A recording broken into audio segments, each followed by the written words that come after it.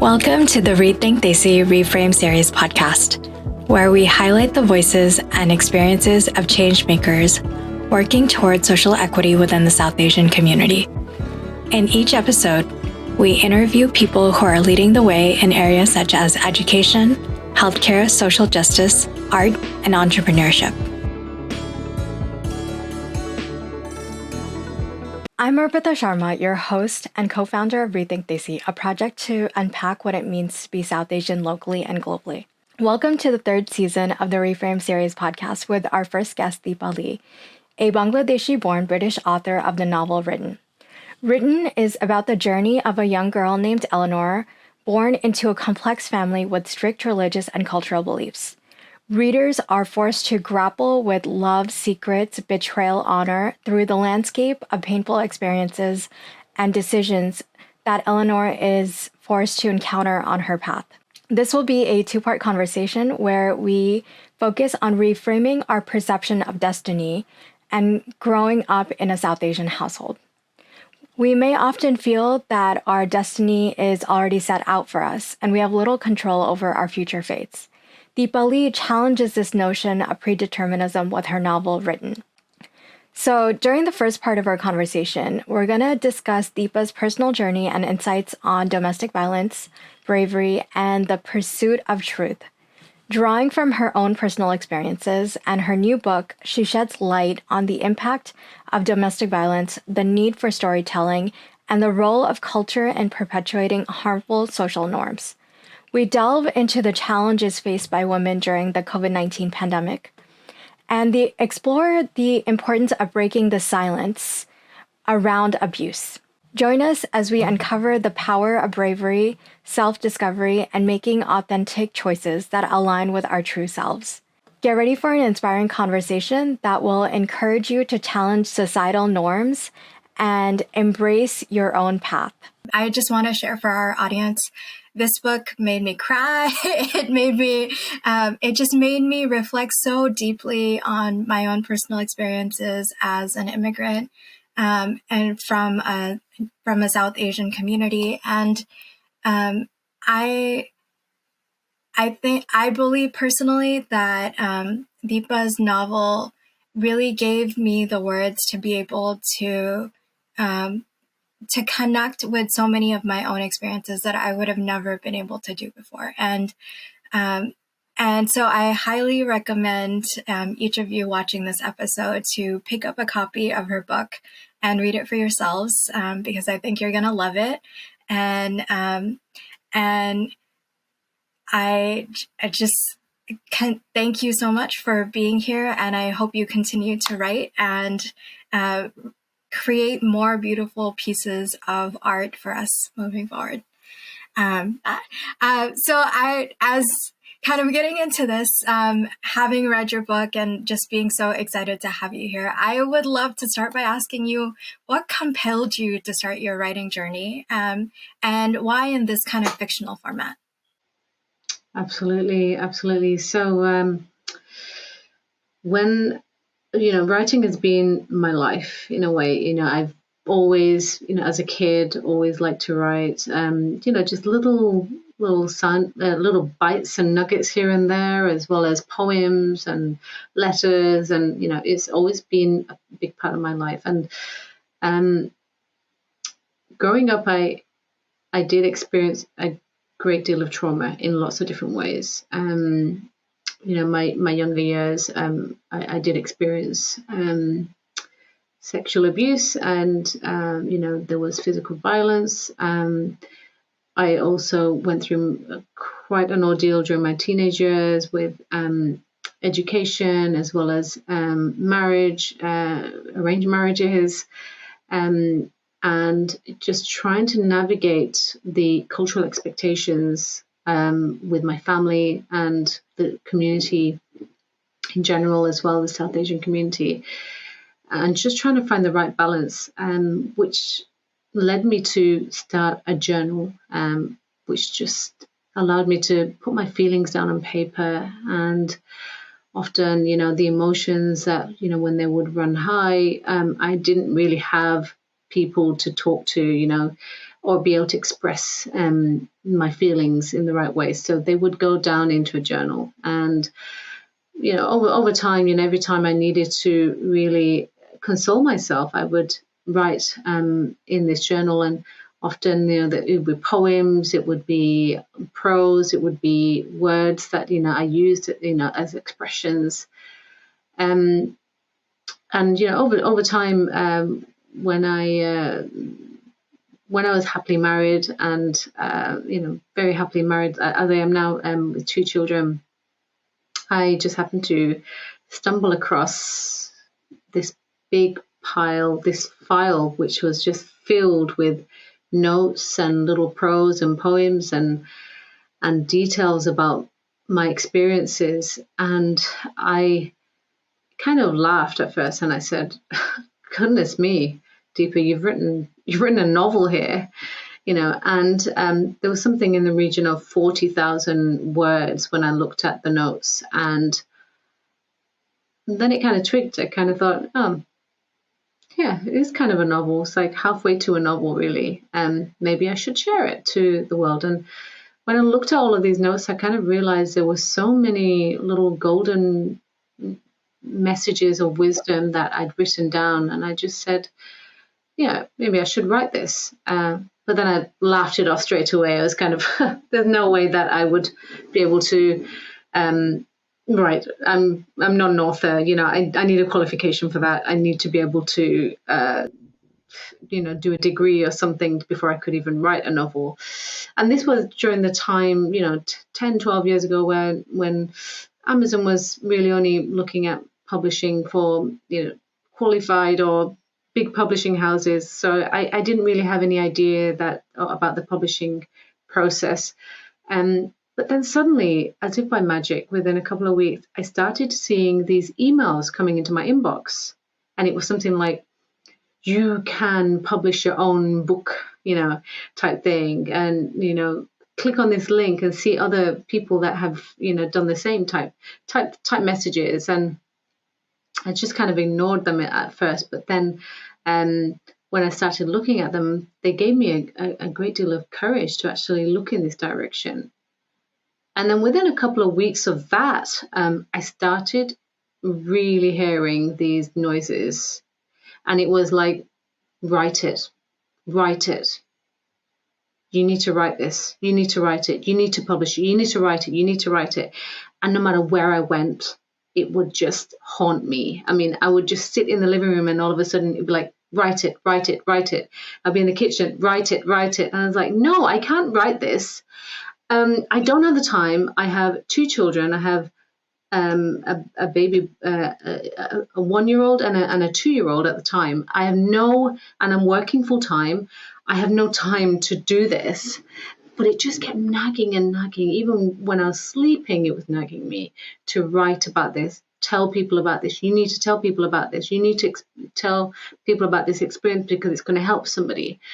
And I just couldn't get this voice out of my head. And in the end, I felt like a little bit of an idiot, but I was talking to myself and I said, all right, I'll write this. I'll write it. I'm going to find a way of writing this. Okay, just leave me alone, and then it came, because I said, how am I going to find the time to do this? And the voice said, well, you have 30 minutes on the train to work. You can write it then. And I said, okay, I will do that. And I did. And then that's when the book really took off. So I would write on the train and back every day to the bank where I used to work. And then within a couple of years, really, I had somewhere in the region. I started from 40,000 words and I went, eventually it turned into 250, 300,000 words, which is a lot for a book. And obviously, the idea really was to just get all the information out, just write it. And I would just literally find a spot on the train. And even if I had to stand, because in London, there's not always room on the train. So I just literally write as fast as I can for, 1,000 words or, as much as I can. And then eventually the book started to form shape. And within the after the first 2 years, I'd had finalized my first draft, and then I was able to start looking at all of the edits, and before you know it, Written was born. Wow. So this is an accumulation of over 2 years of work, of you having the dedication and the passion to write this on your train to and from work. Yeah. And, 16 years of that was partly all of the journaling and thoughts and ideas, which are, the reason why Written is so poignant for a lot of people. I mean, when I hear readers talking about Written, it is almost they're struggling to find the words, or they are so heartbroken by the pain that Eleanor goes through that it's kind of tearing them apart. Like, they're in tears, or they find this really difficult to, find the words. And the reason for that is because the emotions from that book are real. They are in my lowest points in my life, or they are a culmination of things that were really going on that was so difficult to define, that I was putting down finally into words. And I think a lot of readers really resonate with that, because a big part of the reason why I wrote it was because I was alone with my voice, but I didn't want to be alone anymore. I wanted to tell people about it because I knew that there's more people out there that are suffering in the same way. So I really think that it was actually 16 years of real truth coming out from me, which actually became what Written is today. Yeah. Yeah, and I definitely could sense that when I was reading it as well, because there were so many, I think you captured so many little moments in such a deeply touching way, and just being able to connect those experiences, and I think in a lot of ways, like, because they were so contained, yeah, and in those moments, like, it made it very easy to be able to connect with, like, those touch points, and even remember in, like, my own memory, of, like, my own personal experiences, and be able to relate to in some instances. And so just the way that you wrote it, was actually, like, really valuable for that reason. So all of your so many years of writing, really, like, showed through in the way that this was created. Yeah, thank you, Apita. I mean, I think that really, that when you get those moments of doubt and you kind of think, why am I doing this?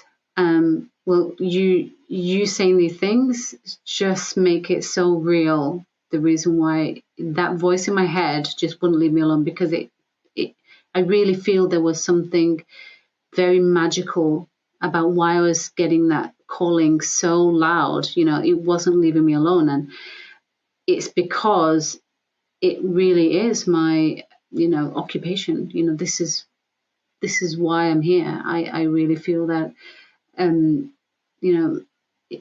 there's a need, an urge for this to be spoken about, for these words to be written down, because no woman on this planet should have to suffer the situation that I've been through. No one. I don't think anybody deserves that. And I wanted this to be, evidence, of that. This is living proof. This happened, and this happens to many of us, not just one. I mean, I think the statistics for domestic violence, across every country is between 30 or 40%. One in every 4 women have had some level of domestic violence, some kind of abuse, and they're suffering out there. And it's not just my voice, but many voices. I want to encourage all women to speak up about this. I want every woman to feel that there's no place in society where this can be existential. I want it to be eradicated. Yeah, definitely.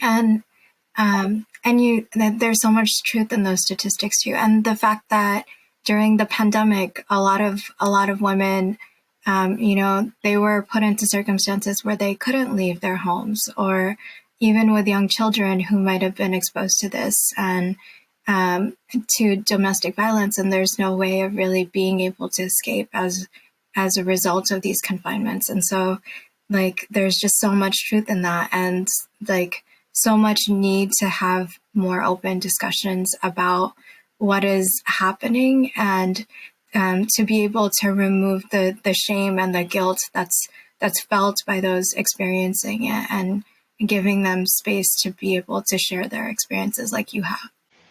Absolutely. So I kind of in line with this is it takes a lot of bravery to be able to share a story like this, which feels so close to home for you. And I'd love to just start by asking what helped you to develop the bravery, develop really the courage to be able to share this story so openly. Well, I think, I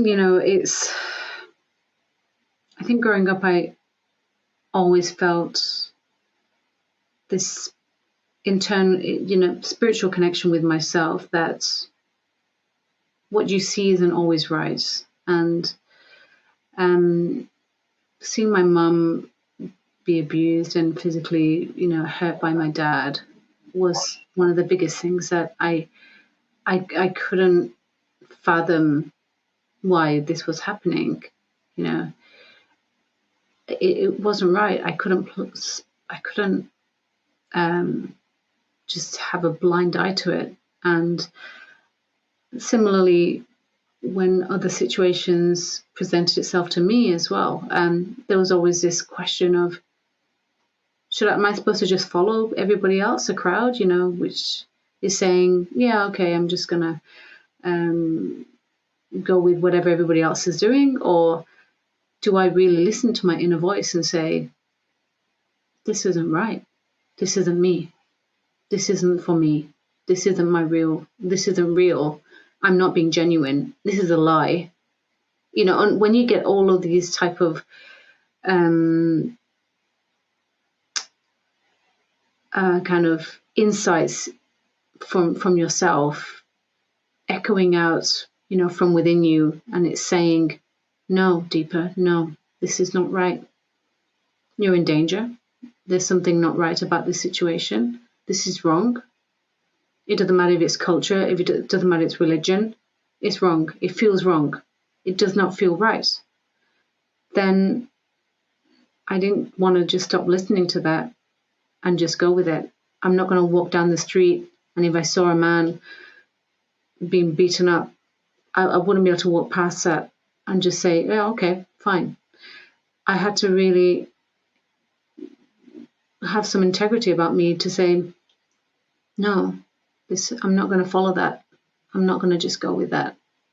And that is what you'll read when you read through the book, is this close kind of psychological dialogue that Eleanor in the story has with when she's confronted with these situations, is that she will be assessing each of these struggles that she has against her own self, is this really part of her, or is this something that she's been fed because the system and the culture and the society is feeding her this? And which is true? Which should she stand against? Should she, culture forces us down certain routes which we don't want to go down. We don't really want to go down. We're doing it because the narrative from culture is you're meant to sacrifice. You're meant to serve everybody else. You're meant to be there for everybody else. But if it's not genuine, if you genuinely don't feel this is right for you, where do you go? Where is that place where you you go in order to be the person you want to be. And so this is kind of like the reason why I wrote this. You know, that the starting of this book was taking a reader down this journey. You know, when you get pressured into doing something, what are the thought patterns that you're going through? Are you being pressured, or are you genuinely feeling this is the right thing for you? And I really wanted to explore that, because I think for a lot of women, when they are in these situations, they are often taking the path of least resistance, which is, oh, my parents want me to get married. I'm just going to do it because it's too much hassle trying to fight with the community, fight with the family. I'm just going to go down this path because I have to. I have no choice. But then actually triggering this idea that actually you do have a choice. You know, you do have a choice. It doesn't matter whether you go down it, but you do have a choice. There is one. It's just that you don't see it because society has compelled you, pressured you, nurtured you to be a different person. So you can't see that it's possible. But what if you just isolate yourself from that existence that you've been cultured and nurtured into, to one of your own self, you know, where you let's just strip all of that away and look at the person you are. And if you had all the powers within you to just be anybody you want, would you really go down that path? Would you really want that for yourself? Or would you want something which is actually true to you, so that you can be the best service here on earth? You know, what would that be? And so that was the reason I started this journey of writing it in the way I did, was because I really wanted the reader to walk with Eleanor through her eyes, be in the room where she is sitting, observing the world around her, see the challenges she's going through, understand how she got through them and succeeded, and feel fulfilled.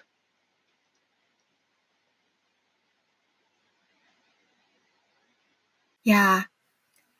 And that definitely was conveyed in the book. I think both in the depth of the challenges that were faced, and kind of even in certain moments where it definitely did feel like Eleanor was put in a situation where it was kind of a self-reinforcing system, where even because of the way that family life was structured, it was very difficult to be able to be successful in school, and really having to deal with how to kind of continue to show up, even in those circumstances, because she personally desired to show up, and she wanted to give her best. She wanted to learn. She wanted an education.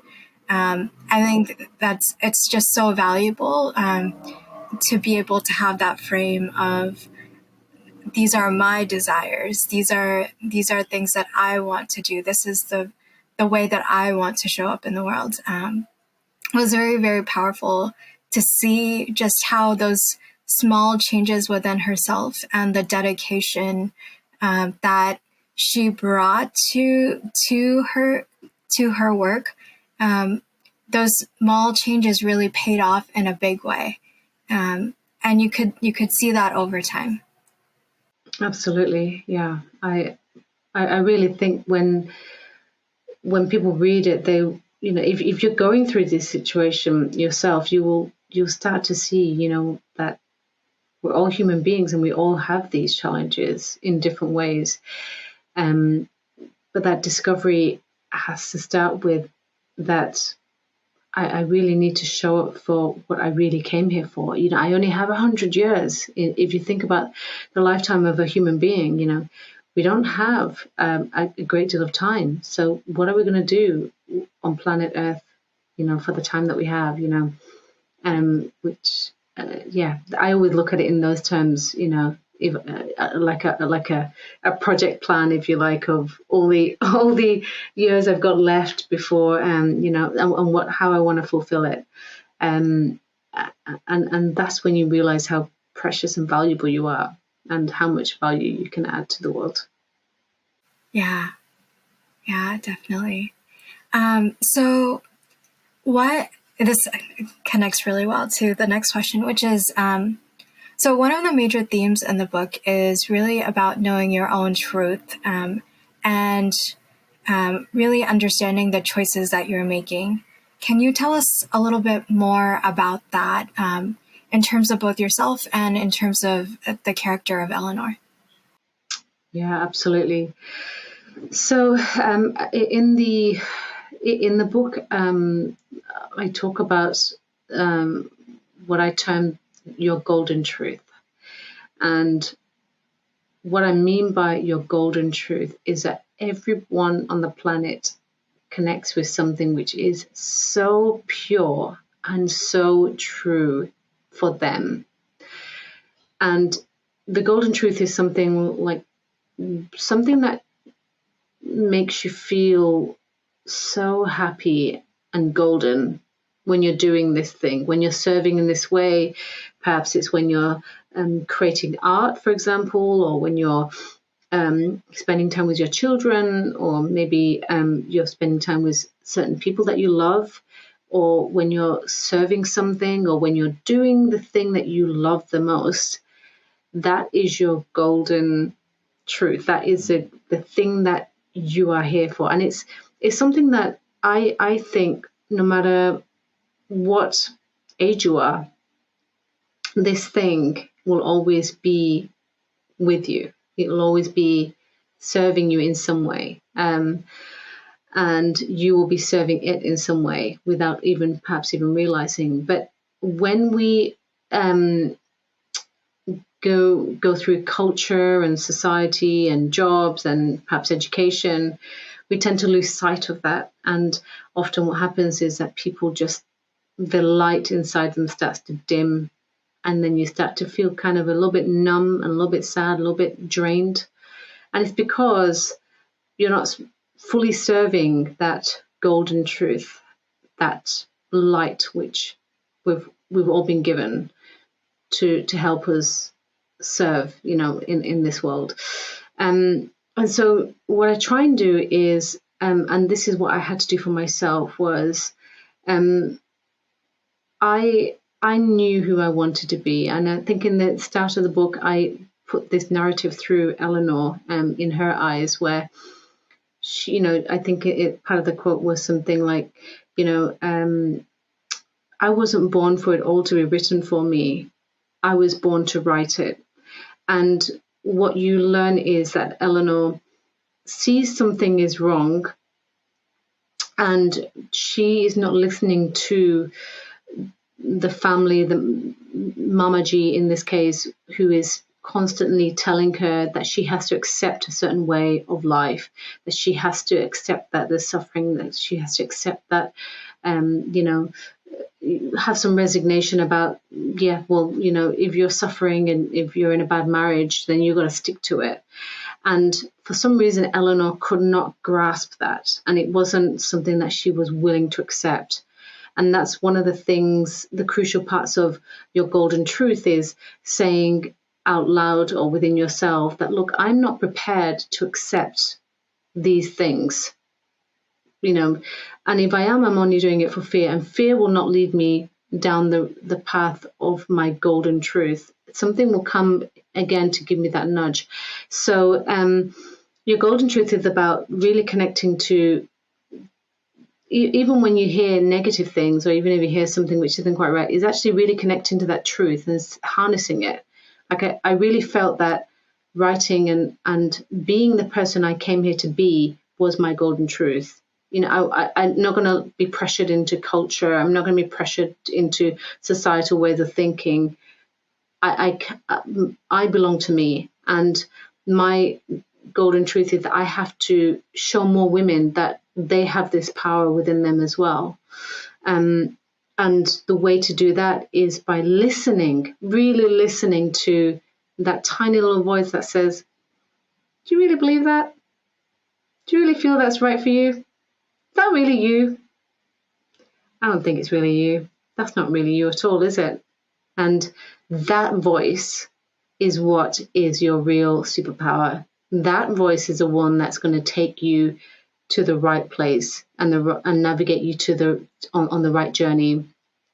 Not the voice that says, oh, okay, well, okay, I'll just have to suck up that party which I don't really want to go to, and yeah, I'm just going to have to really, live it up with everybody just because it makes them feel better. No, that golden truth is that little voice that says, no, that's not for you.